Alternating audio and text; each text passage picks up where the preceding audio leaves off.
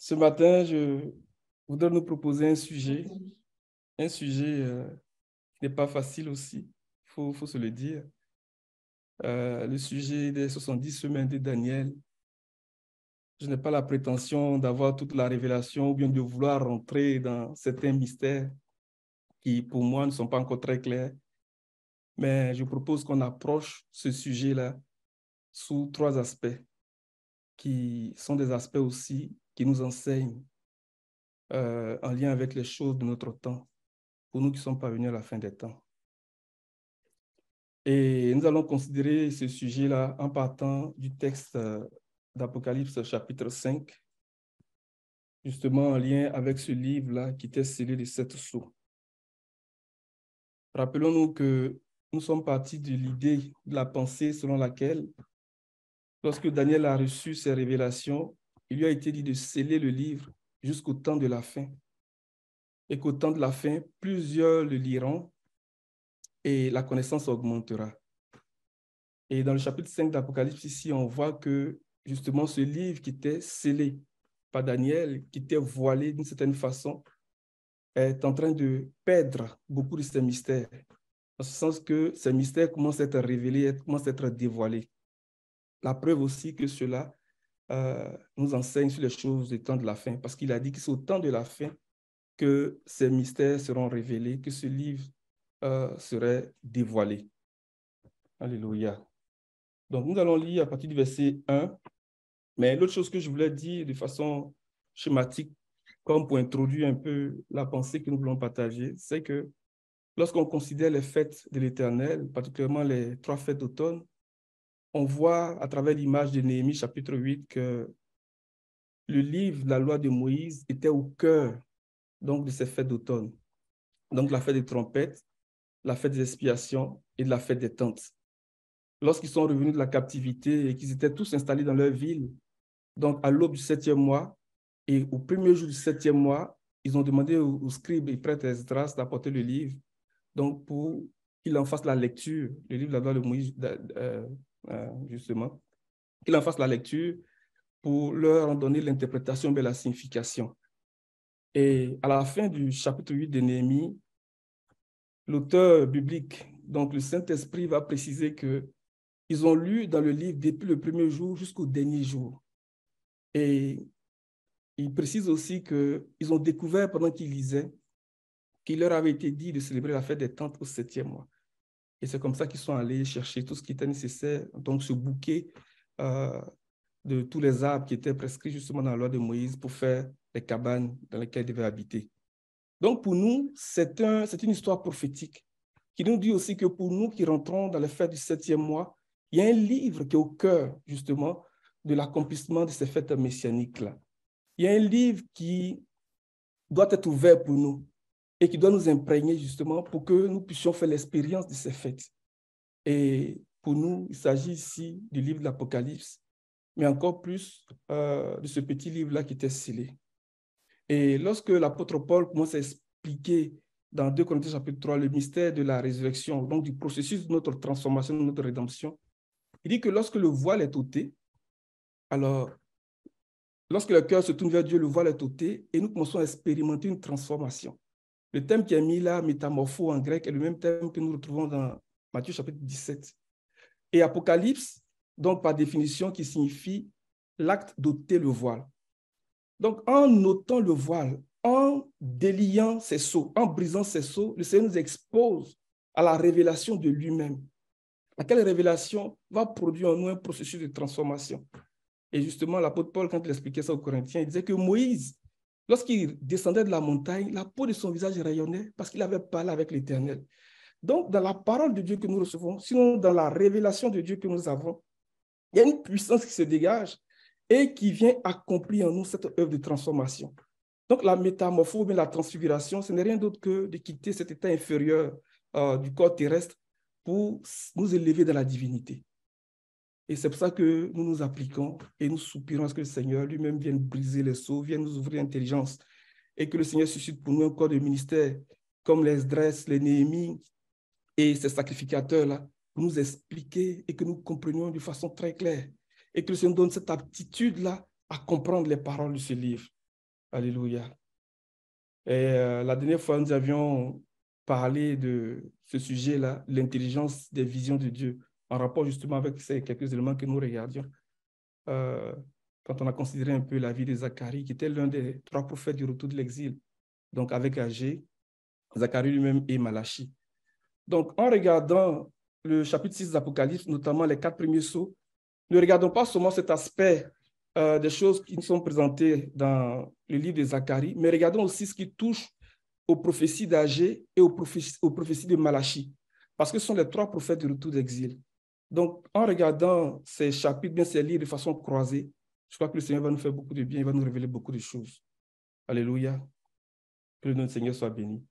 Et ce matin, nous voulons regarder un peu, comme je le disais, quelques aspects des 70 semaines d'année que David et que Daniel avait annoncé.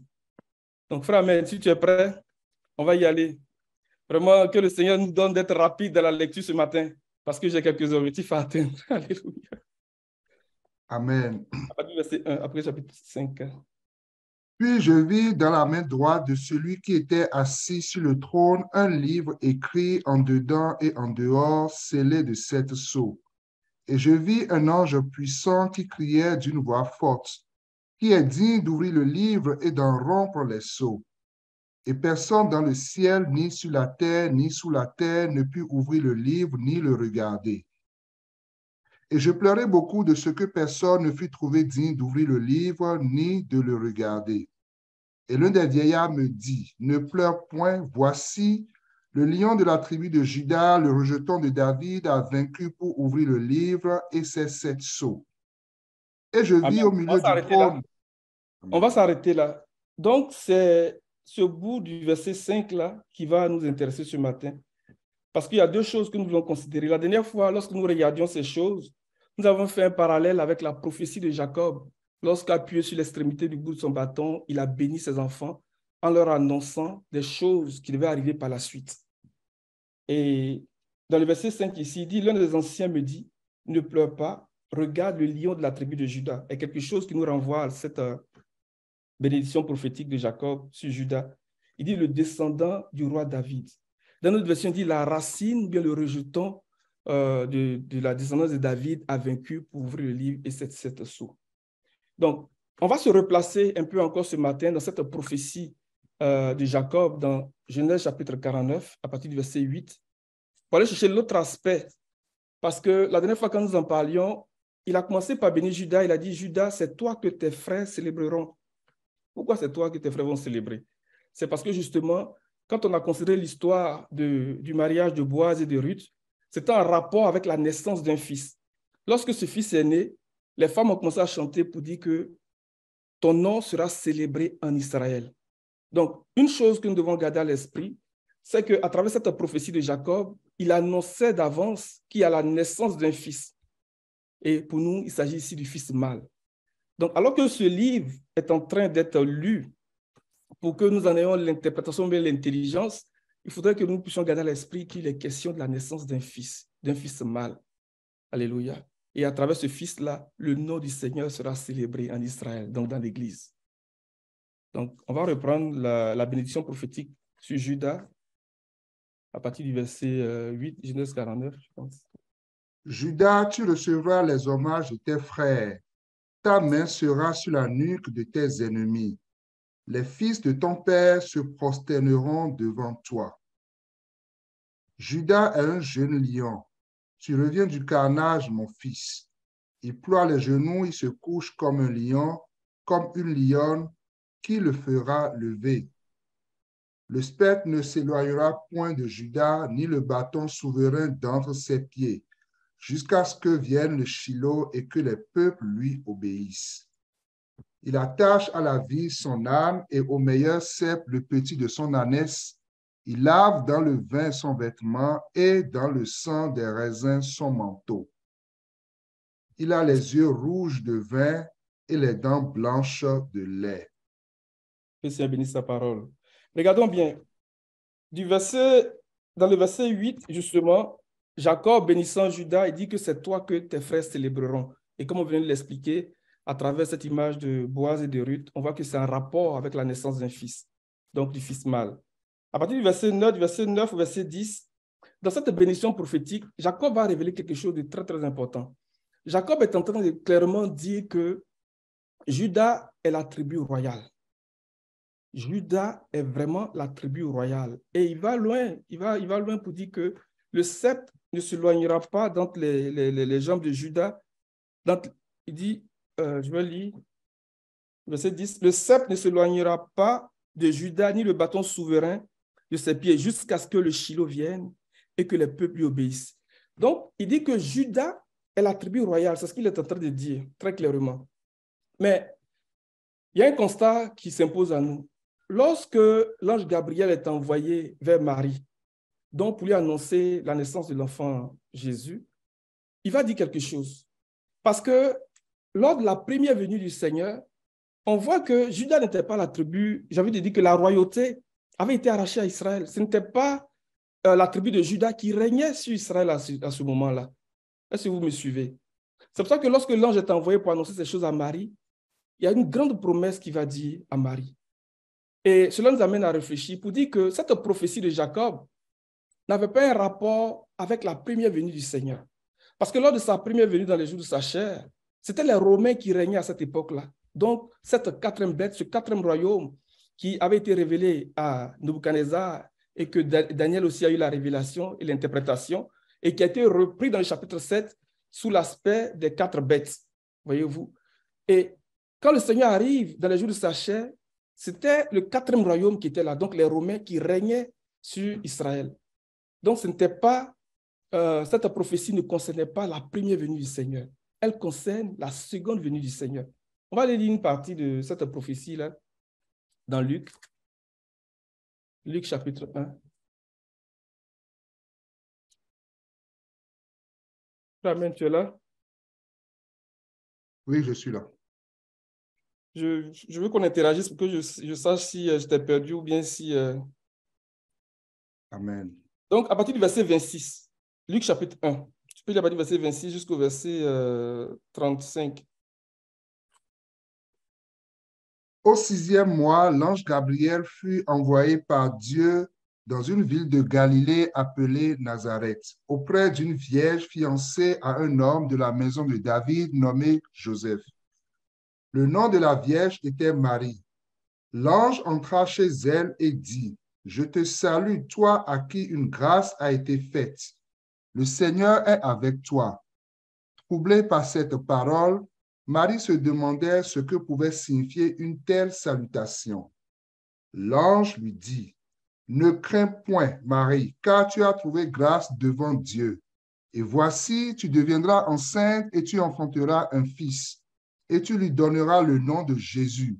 Il sera grand et sera appelé fils du Très-Haut, et le Seigneur Dieu lui donnera le trône de David son père.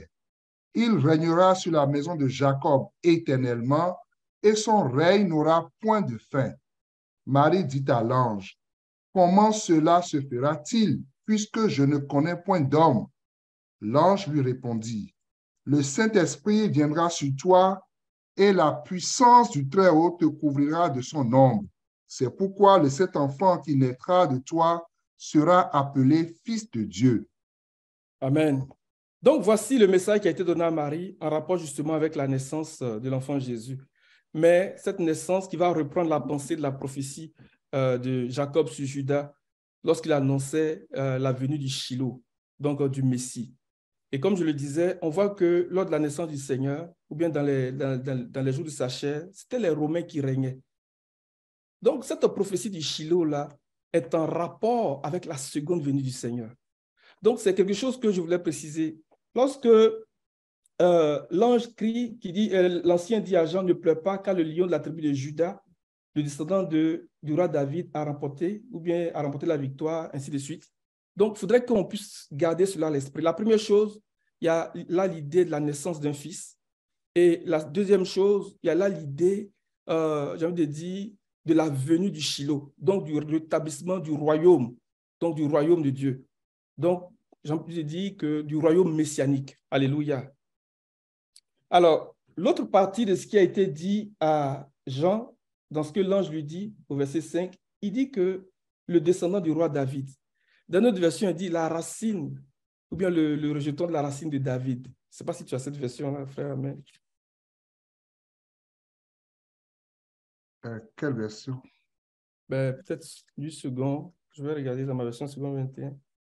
Dans ma version second 21, il dit « Ne pleure pas, car le lion de la tribu de Juda, le rejeton de la racine de David. » Pourquoi il dit le rejeton de la racine de David?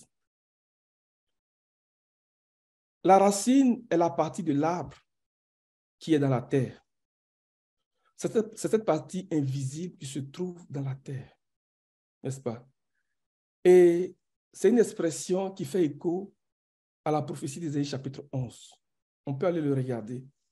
Nous allons chercher à comprendre premièrement pourquoi il dit la racine, le rejeton de la racine de David. Pour faire le lien avec ce que l'ange annonce ici à Marie. Dans Ésaïe chapitre 11,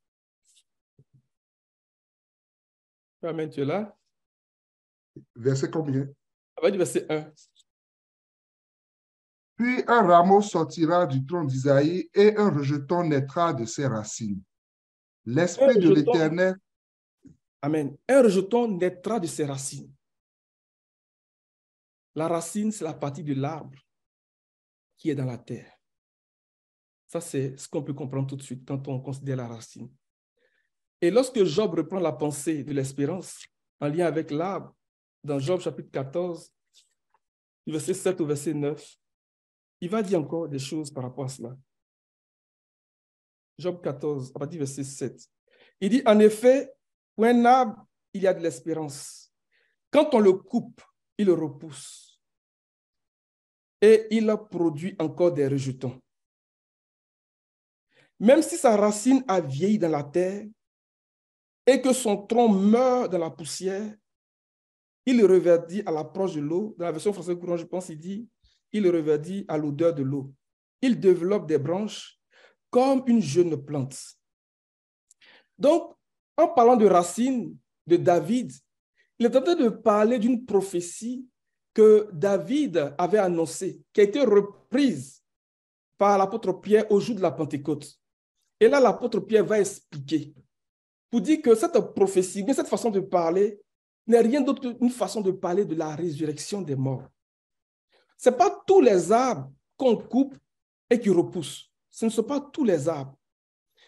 Mais dans la pensée d'Ésaïe chapitre 11, il y a là l'idée ici de l'olivier. L'olivier est l'un des arbres qui est presque indestructible.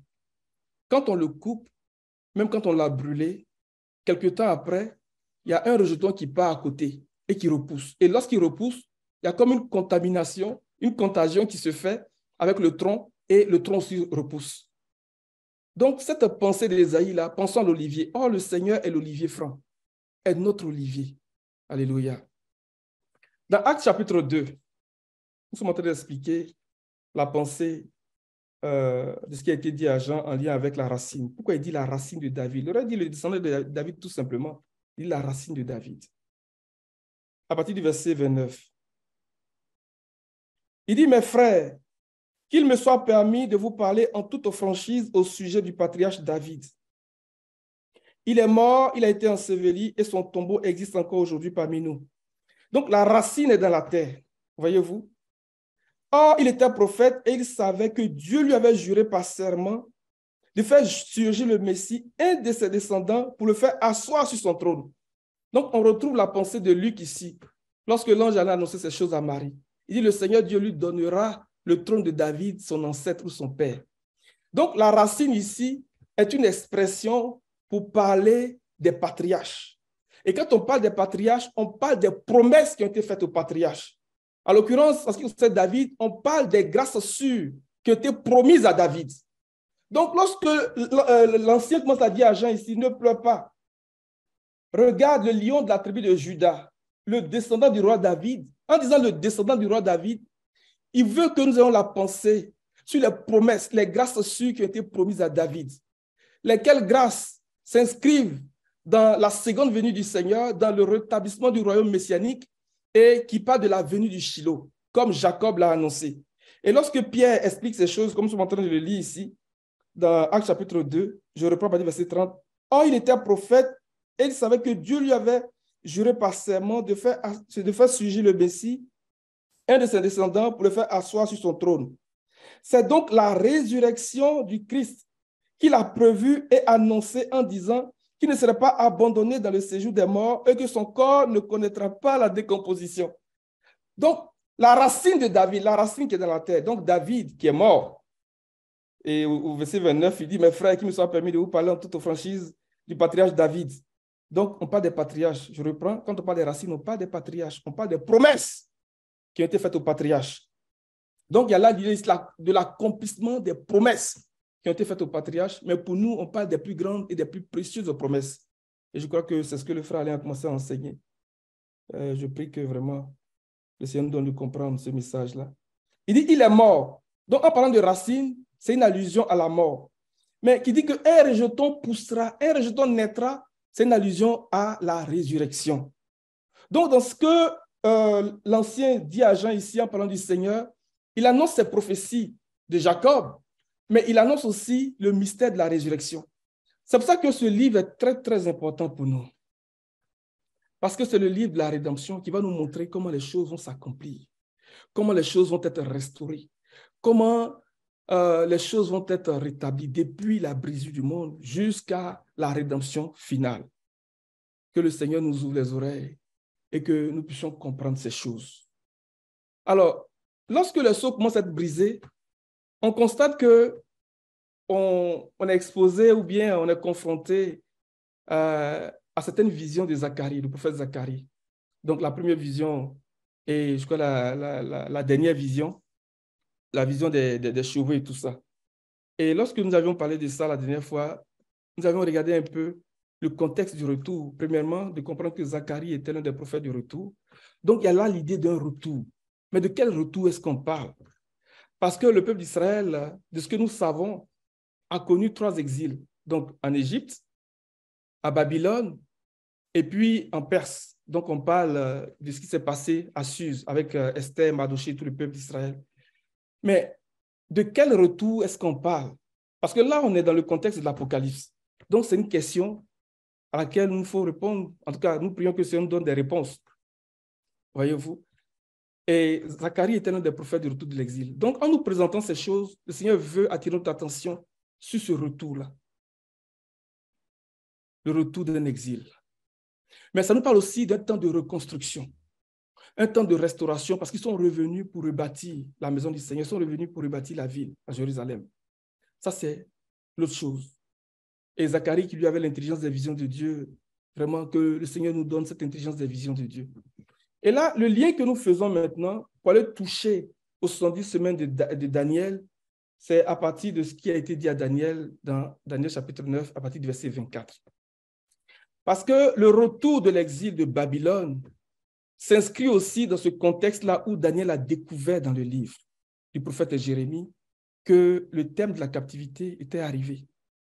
Et nous aussi, qui plongeons nos regards dans ce livre-là, le Seigneur va nous amener, par sa grâce, à découvrir comment les choses vont se mettre en place jusqu'à ce que le Seigneur lui-même vienne, jusqu'à ce que le Shiloh vienne, jusqu'à ce que le Shiloh vienne et qu'il établisse son royaume. Est-ce que vous me suivez? Amen. Est-ce que vous me suivez, les amis? Amen. Amen. Amen. Daniel chapitre 9, à partir du verset 24. 70 semaines ont été fixées sur ton peuple et sur ta ville sainte pour faire cesser les transgressions et mettre fin au péché, pour expier l'iniquité et amener la justice éternelle, pour sceller la vision et le prophète, et pour oindre le Saint des Saints. Sache-le donc et comprends. Depuis le moment où la parole a annoncé que Jérusalem sera rebâtie, jusqu'à loin, au conducteur, il y a 7 semaines. Dans 62 semaines, les places et les fossés seront rétablis, mais en des temps fâcheux. Après les 62 semaines, un oint sera retranché et il n'aura pas de successeur. Le peuple d'un chef qui viendra détruira la ville et le sanctuaire, et sa fin arrivera comme par une inondation. Il est arrêté que les dévastations dureront jusqu'au terme de la guerre. Il fera une solide alliance avec plusieurs pour une semaine, et durant la moitié de la semaine, il fera cesser le sacrifice et l'offrande. Le dévastateur commettra les choses les plus abominables jusqu'à ce que la ruine et ce qui a été résolu fondent sur le dévastateur. Alléluia. Cette prophétie ou bien cette révélation qui a été donnée à Daniel est le cœur de la révélation que Daniel a reçue. Alors que Daniel s'est appliqué à chercher le Seigneur de tout son cœur, il a découvert dans les livres. Alors que nous nous appliquons à chercher le Seigneur de tout notre cœur, le Seigneur va nous amener à découvrir aussi dans le livre de la rédemption ces paroles qui ont été scellées par Daniel et dont lui-même est venu pour révéler, pour dévoiler. Et à mesure que le Seigneur dévoile ces paroles-là, il y a un travail qui est en train de se faire en nous. Le Seigneur est en train de nous transformer à la même image que lui, de gloire en gloire. Au verset 25, il dit « Sache-le donc et sois attentif ». Voici l'instruction qui a été donnée à Daniel. Et c'est notre instruction ce matin. Et il y a 3 choses que je voulais dire à partir de cela. Je ne veux pas rentrer dans les calculs de dates et d'années, de périodes et tout ça. Ce n'est pas ça mon propos ce matin. Mais il y a 3 pensées que je voulais partager avec nous en lien avec cette prophétie des semaines de Daniel. Israël connaissait cette prophétie. Israël, lors de la première venue du Seigneur dans les jours de sa chair, connaissait cette prophétie, mais n'a pas eu l'intelligence de cette prophétie. Quand on va dans Luc chapitre 3, verset 15, on va le lire, vous allez voir. Luc chapitre 3, verset 15.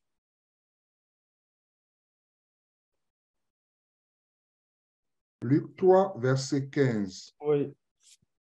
Comme le peuple était dans l'attente et que tous se demandaient en eux-mêmes si Jean n'était pas le Christ, il leur dit à tous, « Moi, je vous baptise d'eau, mais il vient celui qui est plus puissant que moi, et je ne suis pas digne de délier la courroie de ses souliers. Lui, il vous baptise. Vas-y, finis la lecture. Lui, il vous baptisera du Saint-Esprit et de feu. Il a son vent à la main, il nettoiera son aire et il amassera le blé dans son grenier. Mais il brûlera la paille dans un feu qui ne s'éteint point. Il y a beaucoup de choses à dire là-dessus. Ainsi... Le bout que je voulais partager en lien avec ces 70 semaines de Daniel, pour établir le fait que le peuple d'Israël connaissait cette prophétie. C'est le début du chapitre du verset 15. Il dit, le peuple était dans l'attente et se demandait en eux-mêmes si Jean n'était pas le Messie.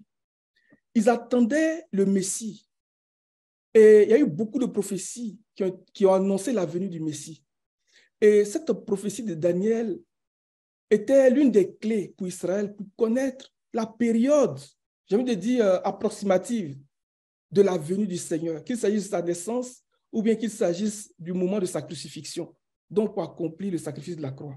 Donc, ils savaient, mais ils n'ont pas eu l'intelligence de cette vision, de cette prophétie. C'est pour ça que Luc va dire ici que le peuple était dans l'attente. Pour nous qui sommes dans l'attente aujourd'hui, de la venue du Shiloh, alléluia, pour l'établissement du règne messianique, pour l'établissement du royaume de Dieu, pour nous qui sommes dans l'attente, il a été dit à Daniel, sache-le donc et comprends. Qu'il nous soit donné de savoir, de connaître et de comprendre cette prophétie de Daniel. Elle est vraiment au cœur de la révélation, j'ai envie de dire, que nous recevons dans le livre d'Apocalypse ici. Parce que Daniel a scellé ces choses, mais Jean a dévoilé ces choses. Si vous comprenez. Sache-le donc et comprends. Israël était dans l'attente, mais n'a pas compris. Ils ont mal interprété les prophéties de Daniel. Au point que lorsque le Messie est venu, dans sa première venue dans les jours de sa chair, ils n'ont pas reconnu. Et cela les a entraînés dans un faux pas. Lorsque Paul commence à expliquer le mystère d'Israël, donc dans l'Épître aux Romains, donc chapitre 9, chapitre 10, chapitre 11, il va dire que grâce à leur faux pas, Mais le faux pas d'Israël a été qu'ils ont crucifié le Messie. Bon, quand on dit faux pas, moi, ça vient me chercher parce que ce n'est pas rien là, mais il dit c'est un faux pas. Parce qu'ils n'ont pas compris, ils n'ont pas reconnu le Seigneur. Mais très peu dans le peuple ont reconnu le Seigneur lors de sa première venue. Et ce faux pas d'Israël l'a amené très loin. Les conséquences ont une portée vraiment profonde, très grande. Et l'apôtre Paul, lorsqu'il explique le mystère d'Israël dans l'Épître aux Romains, il va dire jusqu'à ce que, c'est-à-dire que leur faux pas va s'arrêter à un moment donné où ils vont être greffés à nouveau, où le Seigneur va les visiter à nouveau, mais en des temps vraiment difficiles pour Israël. Ce qui veut dire que pour nous qui sommes dans l'attente de la venue du Seigneur, de la venue du Shiloh, pour l'établissement du règne de Dieu, pour l'établissement du royaume de Dieu, il nous faut avoir l'intelligence des visions de Dieu, de comprendre très exactement la pensée du Seigneur, au risque de ne pas faire de faux pas. Lorsqu'il va rentrer à Jérusalem, il a pleuré sur la ville. Il a dit, si seulement tu avais reconnu le moment de ta visitation. Mais voici que ces choses sont cachées à tes yeux, c'est-à-dire que c'est voilé. Et tes ennemis t'encercleront. Ils vont te détruire, ils ne laisseront pas pierre sur pierre, jusqu'à ce que tu sois détruit. Que le Seigneur nous donne, et que le Seigneur nous donne de savoir, de connaître, et d'être attentif à cette prophétie. Sache-le donc et comprends. Il y a un temps fixé. Il y a des choses qui se mettent en place pour l'établissement du règne de notre Dieu. Et c'est ce qui a donné lieu à toutes ces dérives qu'on voit aujourd'hui avec les Juifs. Ils n'ont pas compris. Prenons à cœur cette prophétie de Daniel et demandons au Seigneur de nous donner l'intelligence de ces choses. Ça, c'est la première chose que je voulais faire remarquer dans ce qui est dit à Daniel à partir du verset 25. Donc, à partir du verset, toujours dans le même verset 25, vers la fin, il dit « Les places et les fossés seront restaurés et reconstruits, mais ce sera en des temps ce sera une période de détresse. » Donc, il nous faut savoir qu'il va y avoir des temps de détresse. Et le Seigneur va dire « tel que le monde n'a jamais connu ». Si le maître lui-même reprend la pensée de Daniel, il dit tel que le monde n'a jamais connu, c'est que c'est vrai, vrai, les amis, c'est vrai, vrai. Verset 26, il dit, après 62 semaines, le Messie sera exclu et il n'y aura personne pour lui venir en aide. Le peuple d'un prince qui viendra détruire la ville et le sanctuaire, puis sa fin arrivera comme par une inondation. Il est décidé que les dévastations dureront jusqu'au terme de la guerre. Ça, c'est le deuxième point, la deuxième pensée que je voulais amener à travers cette prophétie de Daniel. On pourrait l'interpréter de deux façons.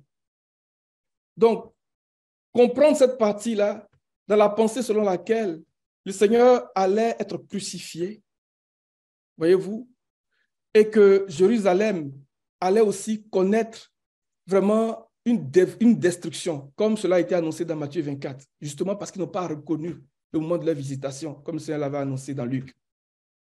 Mais l'autre pensée aussi, derrière ce passage, c'est de comprendre qu'il y a eu une armée qui est venue. Et à l'époque, les choses sont accomplies dans les années 70.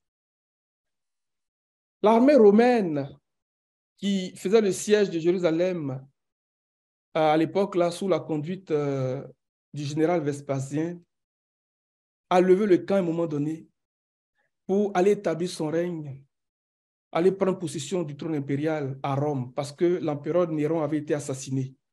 Lorsque l'empereur Néron a été assassiné, donc cette légion qui assiégeait Jérusalem à l'époque l'avait proclamé roi. Donc il a levé le camp et il est parti pour établir son règne, bien prendre possession du trône impérial à Rome. Et ce temps-là, où il a levé le camp pour aller établir son règne à Rome, là, a été le court temps qui a été donné comme un délai pour ceux qui avaient compris la parole du Seigneur lorsqu'il a dit dans Matthieu 24. Il dit que celui qui sera sur le toit ne descende pas dans la maison pour prendre son habit, que celui qui sera dans les champs ne vient pas pour prendre, ainsi de suite. Il dit que priez pour que votre fuite n'arrive pas en hiver. Et malheur aux femmes qui seront enceintes dans ce temps-là. Donc, pour ceux qui avaient compris cette prophétie du Seigneur, ce message du Seigneur, ça a été la fenêtre que le Seigneur a ouverte pour eux. Et ils sont sortis. Mais il y a eu deux groupes. Il y a un groupe qui a dit non, c'est fini. Les Romains sont partis, c'est fini. Il y en a qui ont dit non. Ce qui se passe là, c'est le Seigneur qui a permis ça pour qu'on puisse fuir Jérusalem. Et il y a eu deux groupes. Et ceux qui sont sortis, qui ont fui Jérusalem, ont échappé à ce qui s'est passé dans les années 70. Lorsque Vespasien a assis son pouvoir à Rome, il a envoyé son fils Titus pour venir terminer le travail.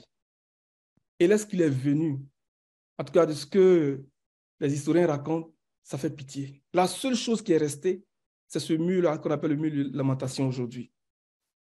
Le Seigneur leur avait dit, lorsqu'ils lui ont demandé, mais maître, regarde toutes ces pierres, toutes ces constructions. Il dit, tout ce que vous voyez là, il ne restera pas ici pierre sur pierre, qui ne sera détruit, qui ne sera renversé. Donc les gens il a glacé vraiment l'enthousiasme de ses disciples. Et puis ils ont dit, mais comment ça? Donc dis-nous, quand sera le signe, mais quand viendra ces choses? Et si vous connaissez le passage de Matthieu 24, verset 3. Et le Seigneur va commencer à expliquer ces choses-là, jusqu'à ce qu'il ouvre cette petite fenêtre-là. Aujourd'hui, la vie semble reprendre avec ce que le monde vient de traverser en lien avec la pandémie. Qui sait si ce n'est pas une fenêtre, si ce n'est pas une porte que le Seigneur ouvre pour nous donner de courir vite pour aller nous réfugier dans la montagne, comme l'a été dit à Lot. Qui sait si ce n'est pas un temps, un petit délai, ou bien une petite abréviation. Parce qu'il a dit, si ces jours n'étaient abrégés, on a toujours compris un peu dans le sens que le Seigneur va abréger. En fait, dans le contexte dans lequel le Seigneur parlait dans Matthieu 24, il a dit, si ces jours n'étaient pas abrégés, personne ne serait sauvé. En fait, il parlait de ce jour-là, de ce temps-là, où l'armée romaine a levé le camp pour repartir à Rome. Il parlait de ça, dans ce contexte-là. Donc, ça a été une façon pour le Seigneur d'abréger ce jour du siège de Jérusalem pour permettre à ceux qui avaient compris la prophétie de fuir pour aller se réfugier ailleurs et pour échapper à cette destruction. Mais ceux qui ont dit non, vous aussi, regardez, ils sont partis, c'est fini. Quand Titus est revenu, ça faisait pitié. Et pour nous aujourd'hui qui vivons un peu les événements de la pandémie, les choses semblent reprendre. Qui sait si ce n'est pas une abréviation? Qui sait si le Seigneur n'est pas en train d'abréger ces jours-là pour nous permettre de courir vite pour aller nous réfugier dans la montagne? Comme il a été dit à Lot, il dit cours vite, cours pour sauver ta vie. Va te réfugier dans la montagne. Ne t'arrête surtout pas dans la plaine. Je parle et puis j'ai la chair de poule parce que je prie vraiment pour moi-même et je prie pour chacun de nous. Que le Seigneur nous donne de l'accélération dans notre croissance. Que le Seigneur donne de l'endurance. Et que le Seigneur détourne notre cœur de tout ce qui pourrait nous retenir dans la plaine. Vous voyez, quand on parle de la plaine, la Bible dit qu'avant que le Seigneur ne détruise Sodome et Gomorrhe, c'était comme l'Égypte, c'était comme le jardin d'Éden. En fait, c'est une allusion à cette civilisation que le monde nous présente aujourd'hui. Parce que l'Égypte, à l'époque, était le pays le plus développé. Donc, cette civilisation attrayante. Donc, avec cette philosophie, avec tout ce que le monde peut présenter, il dit ne t'arrête pas dans la plaine. Qu'aucun de nous ne s'arrête dans la plaine, les amis. Que rien n'alourdisse notre fuite. Que rien n'alourdisse notre marche. Que le Seigneur détourne nos cœurs, nos yeux de ce qui est sans valeur. Et que nous puissions atteindre la montagne rapidement. La montagne, là, c'est le lieu de la rédemption. La montagne, là, c'est le lieu où nous expérimentons vraiment la délivrance, la rédemption de nos corps. Cette symbolique de la montagne, Ésaïe va nous le présenter. Abraham va nous présenter cela. Vous voyez, et des patriarches, des géants de la foi, des héros de la foi, comme Caleb et Josué, ont dit, donne-moi cette montagne. Le Seigneur veut que nous puissions atteindre la montagne rapidement. Mais malheureusement, il y a des gens qui aiment discuter avec le Seigneur. Nous, on est nés hier, on ne connaît rien. Et c'est nous, on discute avec le Seigneur. L'autre, tu ne peux pas arriver là-bas avant. Lui-même, il te dit, il faut aller là-bas. Parce que je ne peux rien faire tant que tu n'es pas arrivé là-bas. Non, laisse-moi aller me réfugier. Il dit, ok, toi, on te parle, tu comprends, vas-y. Et regarde ce qui s'est passé avec l'autre. Les amis, comme l'a été dit à Daniel, sache-le donc et comprends. Que ça nous donne de comprendre cette prophétie de Daniel. Que ça nous donne de comprendre le message des 70 semaines de Daniel. Daniel pensait que c'était 70 années physiques. Mais il dit non, non, non, ce n'est pas 70 semaines, c'est 70 semaines d'années Donc, il va révéler plus exactement à Daniel ce qui se passait. Et le peuple, qui peut-être l'a compris aussi comme Daniel, ben, il était dans l'attente, peut-être, ils ont fait les calculs. Mais il dit, est-ce que c'est lui? C'est pas lui. C'est lui, c'est pas lui. Au moins, la trompette sonne, on dit, il est là, mais de façon voilée. Il est là dans la parousia. Cherchons le Seigneur. Ils disent, non, c'est pas lui. Donc, on commence à lapider. Que le Seigneur garde nos cœurs. Je vais vite parce que le temps est en train de partir. Et le troisième point que je voulais amener en lien avec ces 70 semaines de Daniel, donc ces 70 semaines d'année, c'est le dernier bout à partir du verset 27, Daniel chapitre 9. Frère, tu peux nous aider avec la lecture. Il fera une solide alliance avec plusieurs pour une semaine, et durant la moitié de la semaine, il fera cesser le sacrifice et l'offrande. Le dévastateur commettra les choses les plus abominables jusqu'à ce que la ruine et ce qui a été résolu fondent sur le dévastateur. Donc, l'autre point que je voulais amener en lien avec ce bout, c'est de parler de l'abomination, de la dévastation, mais de la désolation. Le Seigneur va reprendre cette pensée-là dans Matthieu 24, dans Marc 13. Mais Luc ne va pas reprendre cette pensée dans les mêmes termes, dans les mêmes expressions. Et cela est très révélateur. Dans Daniel, on le retrouve à peu près 4 fois. Certains vont dire 3 fois, mais quand on regarde le chapitre 8, on voit que cette pensée est reprise, l'abomination de la désolation. Donc, lorsque le Seigneur reprend cette pensée dans Matthieu 24, dans Marc 13, il dit que celui qui lise comprenne, que celui qui lit fasse attention. Selon les traductions, on dit que celui qui peut comprendre, comprenne. Parce qu'il y a un mystère qui est caché là. Mais dans Daniel, il va dire comment cette abomination de la désolation va se faire. Dans Daniel chapitre 11, à partir du verset 31, il va dire comment cela va se faire. Et c'est ce bout-là qui va nous permettre de comprendre ce que Luc a voulu dire. Vous voyez, lorsqu'il reprend ces pensées-là, en le disant de façon un peu différente de ce que Matthieu et Marc l'ont dit. Donc, dans Daniel chapitre 1, à partir du verset 31, tu peux lire, mon frère. Des troupes se présenteront sur son ordre, elles profaneront le sanctuaire, la forteresse, elles feront cesser le sacrifice perpétuel et dresseront l'abomination du dévastateur. Voilà, donc il parle des troupes. Donc ce sont des troupes qui vont faire ce travail, qui vont faire cette chose-là. Et lorsque Luc va reprendre cette pensée, lui va dire que, donc dans Luc 21, dans le verset 23, ben on va lire peut-être le verset plus haut. À partir du verset 20. Luc 21, à partir du verset 20. Lorsque vous verrez Jérusalem investie par des armées, sachez alors que sa désolation est proche. Alors que ceux qui seront en Judée fuient dans les montagnes, que ceux qui seront au milieu de Jérusalem en sortent, et que ceux qui seront dans les champs n'entrent pas dans la ville, car ce seront des jours de vengeance pour l'accomplissement de tout ce qui est écrit. Malheur aux femmes qui seront enceintes et à celles qui allaiteront en ces jours-là, car il y aura une grande détresse dans le pays et de la colère contre ce peuple. Ils tomberont sous le tranchant de l'épée et seront emmenés captifs parmi toutes les nations, et Jérusalem sera foulée aux pieds par les nations, jusqu'à ce que les temps des nations soient accomplis. Voici ce que on va s'arrêter là. Voici ce que Luc nous révèle en lien avec l'abomination de la dévastation, l'abomination de la désolation. Que celui qui peut comprendre, comprenne. Que celui qui lit fasse attention. Et il dit que cela va se faire jusqu'à ce que la période accordée aux nations prenne fin. Ça, c'est très important. Parce que ce bout-là, est-ce que Daniel va préciser dans Daniel chapitre 12, lorsqu'il dit, parce que Daniel va dire, mais quelle sera l'issue de toutes ces choses? Il dit que ces choses vont se faire jusqu'à ce que la force du peuple saint soit entièrement épuisée. Mais quand on lit ça comme ça ne rend pas exactement la pensée du Seigneur. Parce que quand on va regarder le strong de épuisé, on va voir que c'est en lien avec la dispersion, c'est en lien avec l'exil. C'est en cela qu'il y a une allusion à un exil, à un retour d'exil. Donc, selon que Zacharie nous le présente, quand on a commencé à regarder les 4 premiers sceaux. Parce que l'image ou bien la pensée que nous avons, c'est en lien justement avec le retour de l'exil. On se demande, mais de quel exil est-ce qu'il parle? On va aller dans Daniel chapitre 12, là, avant de revenir sur ce bout-là, de ce que Luc présente en lien avec l'abomination de la désolation. Est-ce que vous me suivez, les amis? Amen. Puis à partir du verset 7, Daniel 12, à partir du verset 7.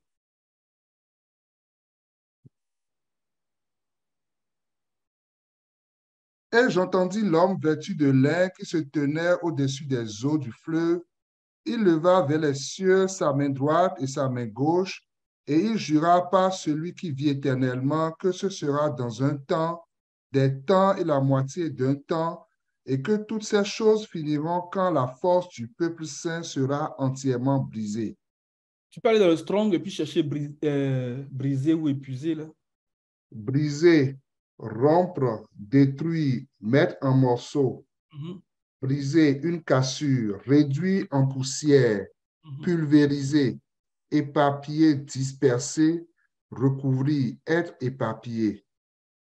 Vous voyez, si on s'arrête seulement au simple mot briser, on va perdre le sens de la pensée ici. Mais il y a l'idée ici d'une dispersion. Il y a l'idée ici d'un exil. Vous voyez, il y a l'idée ici d'un éparpillement.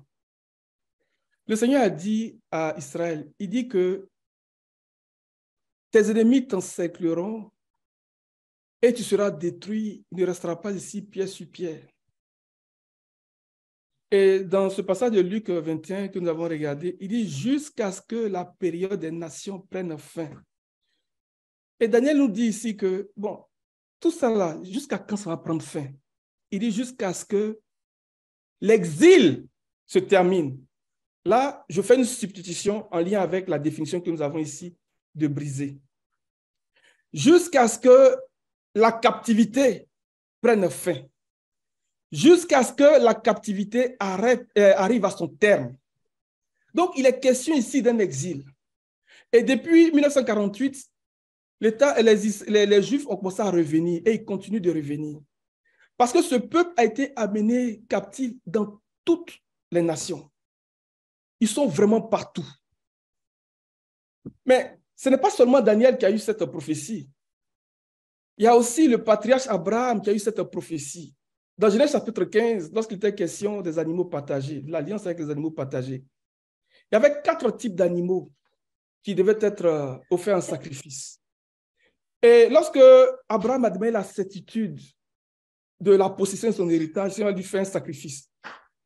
Et Abraham va offrir 4 types d'animaux en sacrifice. Donc, le 4e type, c'était les oiseaux.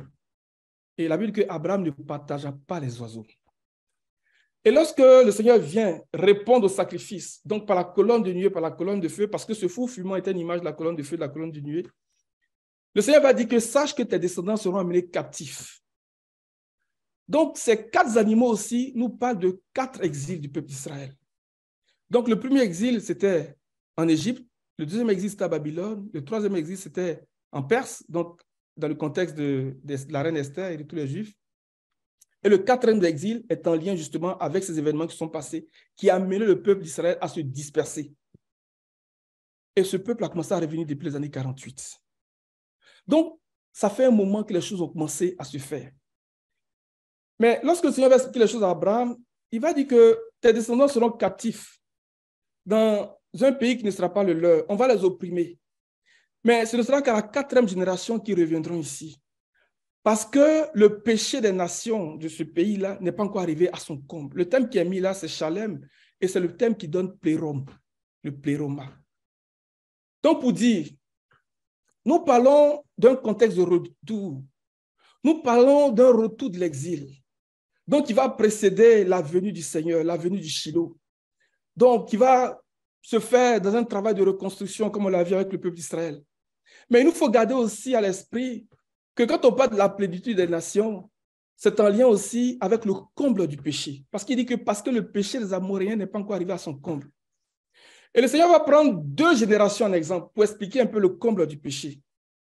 Lorsqu'il explique, il dit que ce sera comme au temps de Noé, comme au temps de Lot.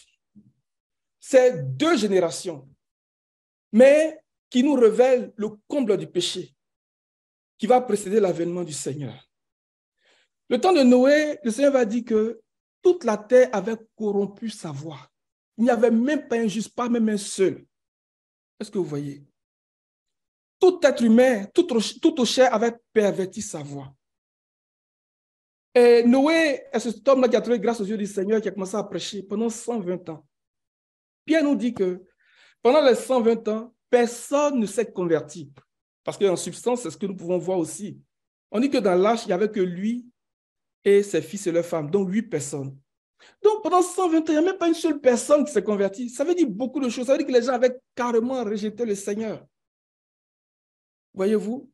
Et l'une des pensées aussi que nous avons dégagées des 4 premiers sceaux, c'était en lien avec Ézéchiel 14, où le Seigneur dit que quand je fais parcourir le pays des bêtes féroces, de la famine, de la peste et toutes ces choses, quand il y aurait parmi eux Noé, Daniel et Job, eux seuls auront la vie sauve. Donc, il parle des 4 terribles instruments de jugement, mais pour nous rappeler aussi l'époque de Noé. Et les jours qui vont précéder l'avènement du Seigneur vont ressembler à ces jours-là, cette génération. Au temps de Lot, lorsque les anges sont arrivés chez Lot, nous connaissons l'histoire, on dit du plus petit au plus grand. Vous voyez, tout au chair avait perverti sa voix. En fait, c'est un euphémisme pour parler du fait que l'immoralité sexuelle était comme au temps de Lot. Du plus petit au plus grand. Bon, quand on dit du plus petit au plus grand, on présume que c'est celui qui peut marcher, qui peut peut-être parler. Même les enfants étaient tordus. Et aujourd'hui, qu'est-ce qu'on voit? Vous voyez? Et le Seigneur va dire à Abraham, parce que le péché de cette nation n'est pas encore arrivé à son comble. Jérusalem sera amenée captive dans toutes les nations, jusqu'à ce que la période des nations prenne fin. Jusqu'à ce que le plérum des nations soit atteint. Jusqu'à ce que le chalem des nations soit atteint. Jusqu'à ce que l'abomination de la dévastation atteigne son comble. Un temps d'abomination, un temps d'immoralité très grand. Et nous voyons ces choses se mettre en place tranquillement, tranquillement. Que le Seigneur nous aide, les amis. Que le Seigneur nous donne de comprendre et de savoir. Sache-le donc et comprends. Comprends la vision, comprends la prophétie. Avant cela, il dit, efforce-toi de comprendre la prophétie. Efforce-toi de comprendre la vision. Le peuple était dans l'attente. Il se demandait en eux-mêmes si ce n'était pas lui le Messie. Il se demandait parce que Daniel avait parlé de ça. Les gens disent, ce n'est pas moi, mais il vient après moi. Mais ils sont arrivés dans le même temps. Jean-Baptiste était là et le maître était là. Le Seigneur ouvre une fenêtre de grâce dans la dispensation de la grâce. Vous comprenez ce que je veux dire? Pour fuir, pour nous réfugier dans la montagne. Et le Seigneur nous donne de comprendre que nous sommes vraiment dans le temps où la période des nations est en train de prendre fin. Le plérum des nations est atteint. Et Daniel a parlé d'une armée qui va mettre en place cette abomination. Et je vais terminer ce point. À partir du verset 40 du chapitre 11, on nous parle du roi du nord, du roi du sud. Roi du nord, du roi du sud. C'est qui le roi du nord, du roi du sud? Tantôt, on a l'impression que ça fait allusion à des événements qui sont déjà passés. Mais à partir du verset 40, il va parler des choses concernant le temps de la fin. Roi du nord, roi du sud. Mais le roi du nord, le roi du sud, c'est ce qu'il a présenté dans la statue de Nebuchadnezzar. Donc, à travers les pieds de fer et d'argile. Donc, il y a là l'idée de 2 royaumes. Il y a là l'idée de 2 rois. Donc, qui vont se mêler dans des alliances contre nature. Mais en réalité, il ne peut pas faire alliance.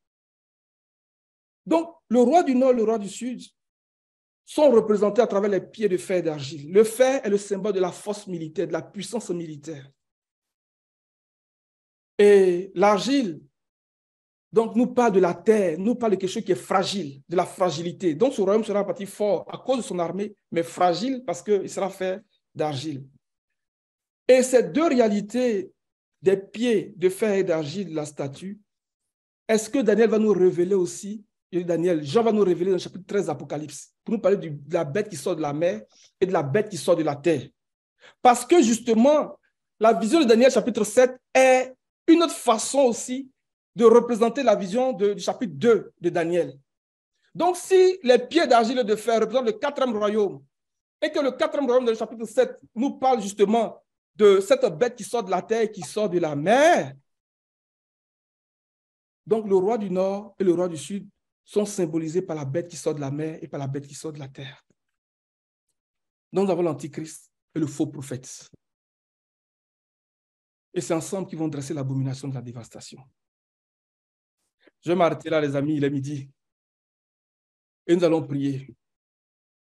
À d'autres occasions, on pourra continuer là-dessus. Mais je préfère m'arrêter là pour ce matin. Alléluia. Que le Seigneur nous donne des oreilles pour comprendre ce que l'Esprit dit aux églises. Ne voyons pas ce temps d'accalmie de la pandémie comme quelque chose, c'est fini, et puis on retourne à nos façons de faire.